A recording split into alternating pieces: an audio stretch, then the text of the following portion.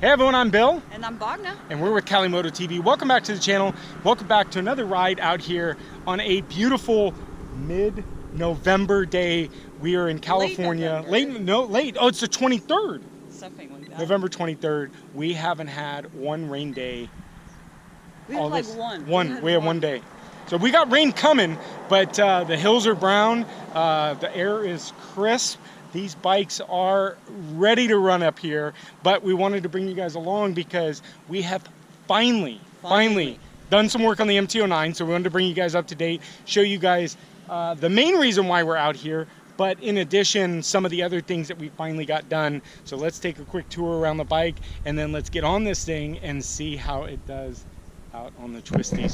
So, the MT-09, the Trusty MT-09. So as you guys can see right off the bat, we've got some stuff. You guys know we've done the Denali fog lights. We've done the sprocket. The sprocket's now on. Sprocket, chain, and front sprocket. We're up. Two in the back? Yes. Where do we go? One up. One up in the rear. And then we've got, of course, the tail eliminator on, and we have these little fancy blinkers which go broop, broop. Of course, the Two Bros exhaust, which is just, if you guys haven't seen, the R9T Racer now takes the crown of the most obnoxious bike in the collection. The MT-09 had it for a little while, but it has been stripped by the R9T. So if you guys are into exhaust, you've got to hear the R9T. But we do have our core brake lines also have been installed. Our big horn, which you guys have seen.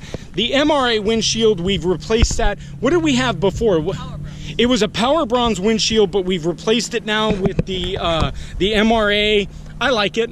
I like it, but like it's not as big as the Power Bronze. It's like the power, like the wind protection is about the same. Yeah. But the optics are so much better. So much nicer, and I like the little tint on it. Of course, we've got the Vortex levers. We've got the bar end mirrors finally in it, but we finally have why we're here today.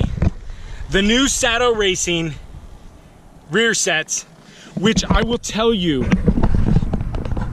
pain in the butt to install. If you've heard the horror stories, if you're here for the MT-09 and you wanted to know about these rear sets, is it as bad to install these as you hear? Yes, it is. Wait. So it took me about 2.5 to 3 hours first to figure out how to install them. But this bolt is attached to this nut, which is long like an axle nut, which goes all the way through the rear swing arm to the bottom here. So what I did was I built a tripod essentially and suspended the rear end up off the bike lift so we could keep the weight off of the rear of the bike. Now you can't use a rear stand because it would have obviously pushed the weight in, so it was a pain in the ass. But once we've got it figured out, you can see where the position of these are. The peg was probably down here prior, so very good, comfortable. Yes.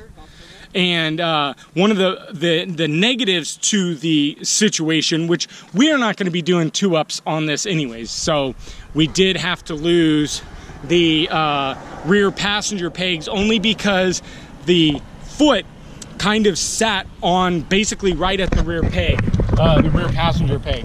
So we did eliminate those. Couple. Even with my small feet. Even with the small feet, it was just kind of resting right here. So couple negatives on this side. I will say I hope that Sato can see this and take and on how I do it.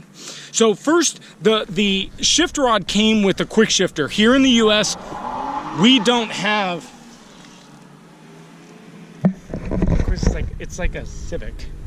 Anyways, we don't have quick shifters on the bike, so we had to get the shift rod after the fact. They were nice enough to send it to us, but they wanted the shift rod to come around the front side and in front of this, and this was supposed to go in the back, which meant that your heel could potentially hit the rod. So what I did was I put a big spacer in the back and took it to the back side and brought the plate to the front for the quick shifter. Of course, we're running GP shift. So a few modifications. So hopefully this will help you guys understand. So if you guys order this, which these are, so babe, these are money, It's like $600. $600. So they're not the cheapest, but they're constructed very, very well. So if you guys look at this and trying to figure out how this goes, this is supposed to be mounted in the back and the shifter rod is supposed to be mounted in the front. I have just a bushing that I put to the back, and then I took the bushing off from this side and kind of squeezed it in the back, and it's absolutely perfect. It moves freely, it doesn't rub, and we don't have any potentials of stepping on the shift rod. So I think all in all, you know, a couple hours, it was not the easiest job. A lot of it was just figuring out exactly how to install it. So we didn't do a how-to video just because, again, 2-3 hours. But if you guys get hung up on that side, take a look at this. But let's get out. Let's get it ready. Let's hear the noisemakers, and let's see how these things fancy out here on the twisties. Here we go. Whee! MT-09 rear sets. I'm super stoked. So I've been dragging my stock rear sets for a while on the track, on the street, and it's been low-key annoying. But so my problem was there's not a lot of MT-09 rear set options. So I kind of haven't had a hard time picking what I want. And I was kind of going between Bike Tech and Sato Racing, and both of them are like $600-700. So I was like, I don't want to spend the money. I don't want to spend the money. I don't want to spend the money. And it's also a pain in the ass to install since they're on the swing-on bolt. So it was kind of like I don't want to spend the money, and I don't want to have to deal with the install. But Bill is awesome, so he took over the install. And some effing motorcycle shop hooked me up with a nice deal on the Sato Racing ones.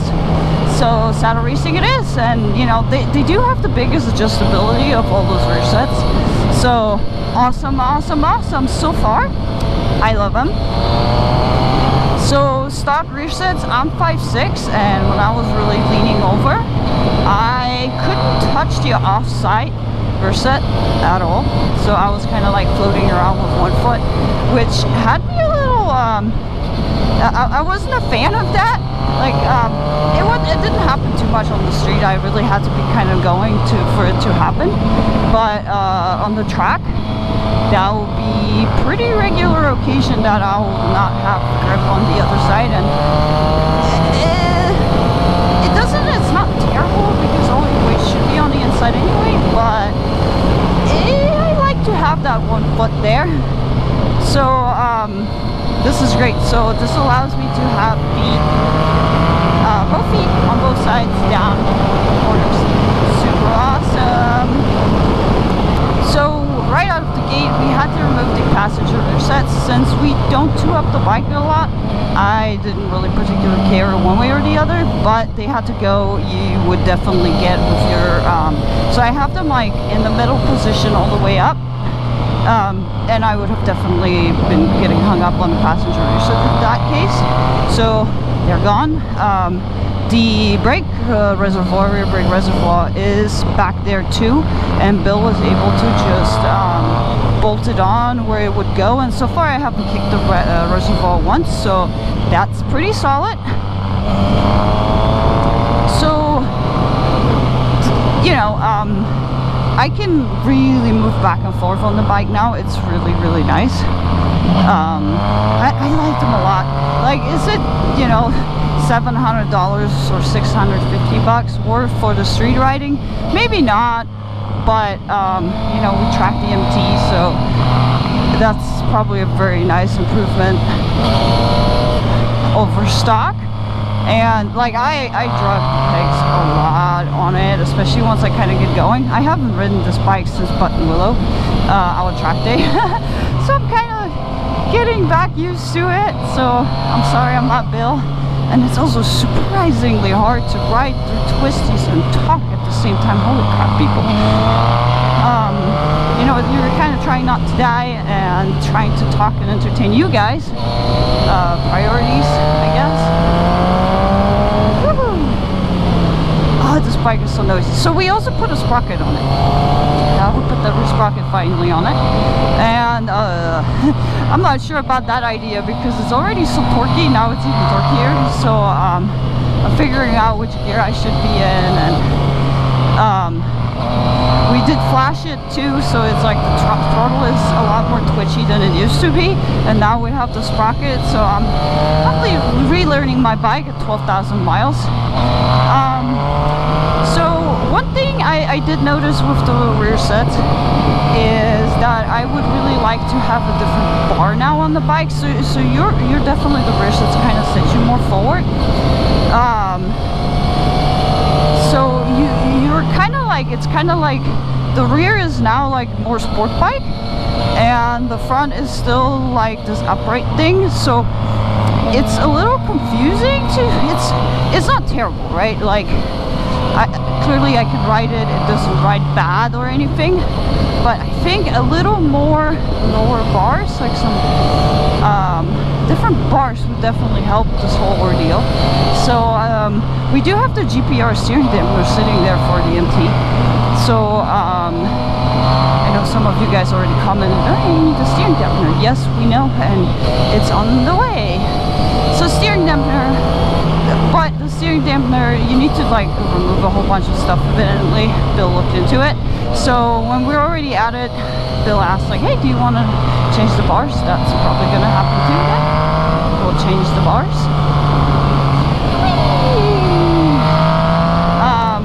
And then it will be much more sporty. And I am looking at some suspension upgrades because we're still running stock suspension. We have 12,000 miles on the bike, and the suspension is just about done since Bill slams on this thing on the track, so he bought on my suspension.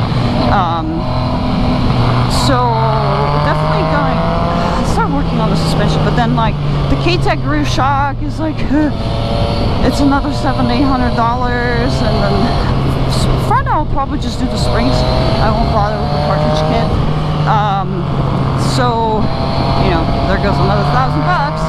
We'll see how generous the government Wagner is this year, and that might be government might give me some money for my upgrades. But Sato Racing's 3 sets, I love them, I love them, I love them. They're super rad. I can really get like over here. I couldn't have done that this easily before. Like my whole butt is off the seat, and it feels, you know, I feel so much better doing this stuff now because I have much more footing, and I know now that this won't scrape.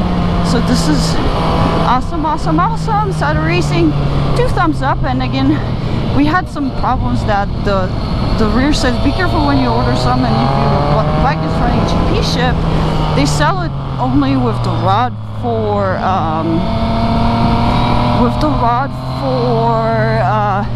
bikes with quick shifters, which I've never seen one stock.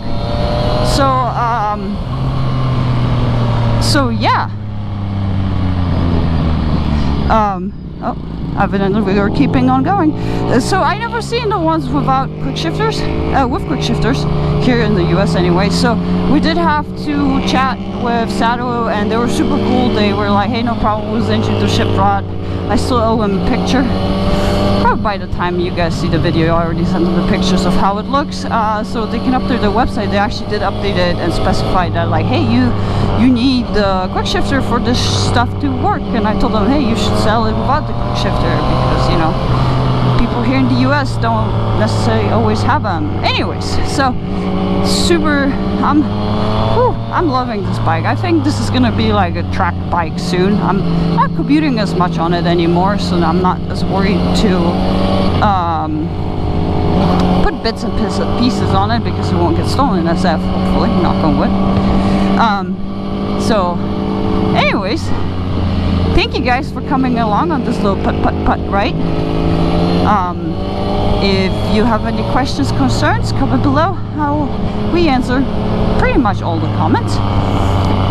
And yeah, don't forget to hit the subscribe button hit the like button on the video. It's very important. Like, subscribe, and I'll see you in the next video. Bye bye.